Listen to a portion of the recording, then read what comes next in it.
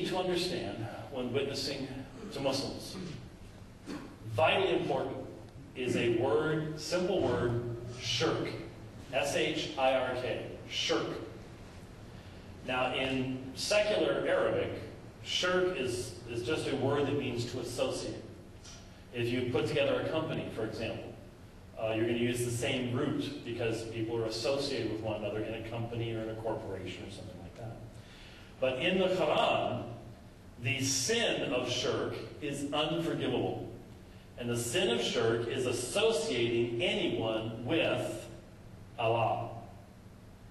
To associate with Allah is a sin most grievous. And why is this important? Because in the mind of the Muslim, especially the American Muslim, you will actually find a more open mind, normally, to a presentation of the gospel of a Muslim fresh upon our shores from an Islamic country than you will an Americanized Muslim. Why? Because they're a minority here. And so they train their people to resist Christian missionaries and the message of the gospel. They give them objections. Many of the Muslims coming from other lands don't have those objections. All they've heard of is very vague things. But generally, the American Muslim has been trained to try to avoid these things. In the Muslim mind, what we believe about Jesus is shirk. When you are inviting a person to put their faith and trust in Jesus Christ, you are inviting them to commit idolatry. And the one sin Allah will not forgive is shirk. Can you see why that is a barrier in your witnessing to the Muslim? Here's some text to talk about it. Surah 31:13, "O my dear son, ascribe no partners." There's shirk right there, if any of you are Arab readers. "Ascribe no partners unto Allah. Lo, to ascribe partners unto him is a tremendous wrong." Or at the beginning of Surah 6, "Praise be to Allah who created the heavens and the earth and made the darkness and the light. Yet those who reject faith, the kafir, the kafirun, the unbelievers," which is what they believe us to be, the kafirun hold others as equal with their guardian Lord. The kafirun, the unbelievers, engage in shirk. They engage in shirk, this association. Here's Surah 4. "O ye people of the book," that's who we are. Al-Kitab. That's a phrase that I take honorably to myself. I like being one of the people of the book. But the Al-Kitab, the Jews and Christians, sometimes it's Christians, sometimes it's Jews, sometimes it's both, sometimes we can't tell in the context. But according to the Qur'an, God sent down the Torah and the Injil. The Torah, the Old Testament law, the Injil, the gospel. Now, Muslims today will argue, well, that doesn't mean, that's not the same thing what you have today. I don't think they have any basis for doing that. It seems very, very clear that Muhammad knew of the New Testament. He knew of the Old Testament. He just couldn't read it. He didn't know what was in it.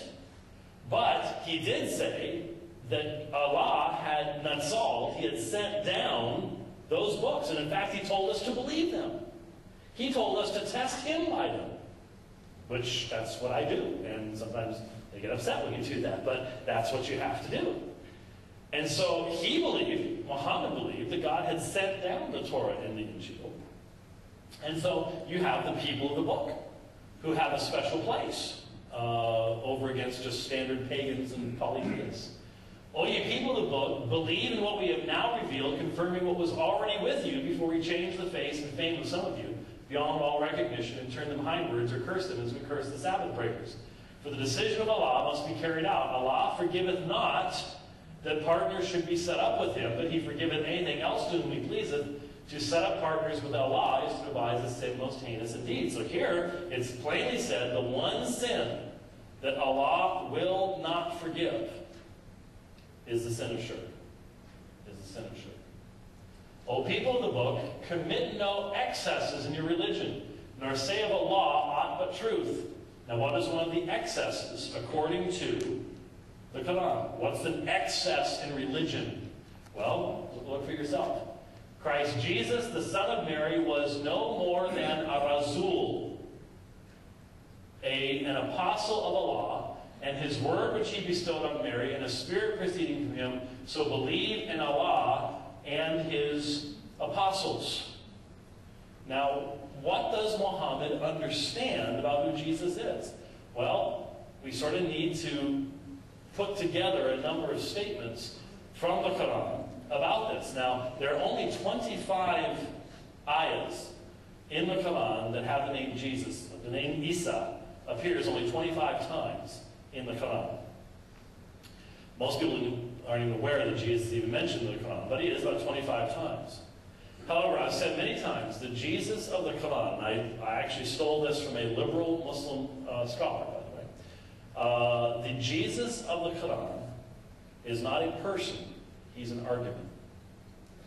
The Jesus of the Qur'an is not a person, he's an argument. Only one time in the Qur'an does Jesus, for example, speak in a geographical location that we can even begin to understand. Other than that, he's just a disembodied voice or just floating around. And the one time he speaks, and you know where it is because you were mentioning Surah Maryam, Surah 19 earlier today, the one time we can actually identify a location where he was is the cradle.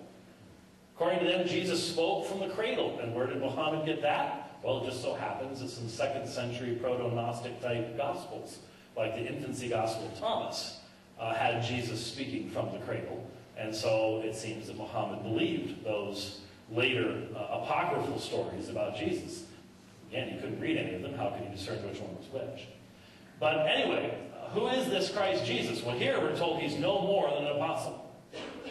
He's no more than an apostle. What else do we read? Say not Trinity. Now, this translation, which is the Yusuf-Ali translation, which is the most commonly one used by Muslims in the United States generally, says Trinity. And I think he's correct that this is what Muhammad is trying to say. But the literal Arabic word is three, not Trinity. Do not say three, desist. It will be better for you, for Allah is one Allah. Glory be to him, for exalted is he above having a son. Now, again, if you listen to Ahmadiyyat, if you listen to the other Islamic apologists who are out there, their emphasis is upon the idea that Jesus, as the Son of God, would mean that Allah has, in essence, taken a wife and begotten a child. Now you might say, they can't possibly think that that's what we really mean. Yes, they can. Especially if they've not had any conversations with a Christian who can help them to understand the Word.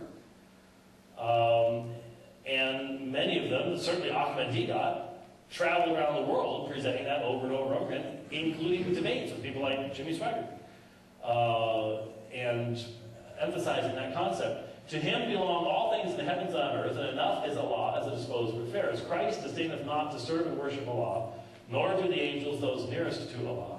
Those who disdain his worship and are arrogant, he will gather them all together unto himself to answer.